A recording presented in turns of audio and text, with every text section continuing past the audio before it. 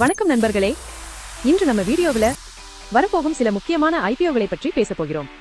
ஐபிஓவில் முதலீடு செய்யலாமா இல்லையா, ரிஸ்க் என்ன, ரிட்டர்ன் எப்படி இருக்கும், எல்லாத்தையும் சிம்பிளா எக்ஸ்பிளைன் பண்ண போறேன். வாங்க வீடியோக்குள் போகலாம்.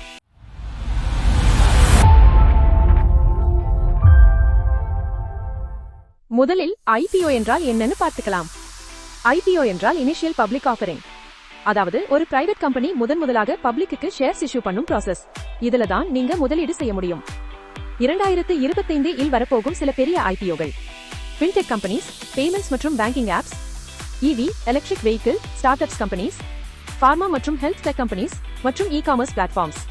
இவங்களோட growth மற்றும் ஃபியூச்சர் மார்க்கெட் பொட்டன்ஷியல் இன்வெஸ்டர்ஸ்க்கு பெரும் ஆர்வம் உண்டாக்குது. ஐபிஓவில் முதலீடு செய்வதற்கு முன் கவனிக்க வேண்டியவை என்ன? ஐபிஓ வந்துடுச்சுன்னா உடனே இன்வெஸ்ட் பண்ணலாம்னு கிடையாது. சில முக்கியமான விஷயங்கள் கவனிக்கணும். First, company fundamentals. பிறகு ரெவென்யூ, ப்ராஃபிட், growth எப்படி இருக்குமா பாருங்க.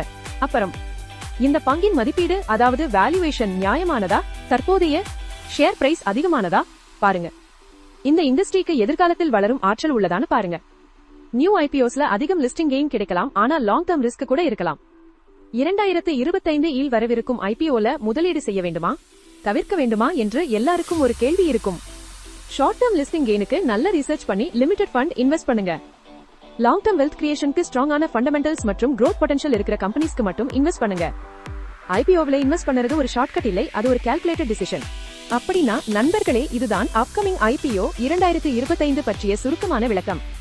உங்களுக்கு இந்த வீடியோ பிடிச்சிருந்தா ஒரு லைக் பண்ணுங்க, உங்க நண்பர்களோட ஷேர் பண்ணுங்க. அது மட்டும் இல்லாமல் இன்னும் ஸ்டாக் மார்க்கெட் மற்றும் இன்வெஸ்டிங் டிப்ஸ் தெரிஞ்சுக்க நம்ம சேனலை சப்ஸ்கிரைப் பண்ணுங்க. நன்றி.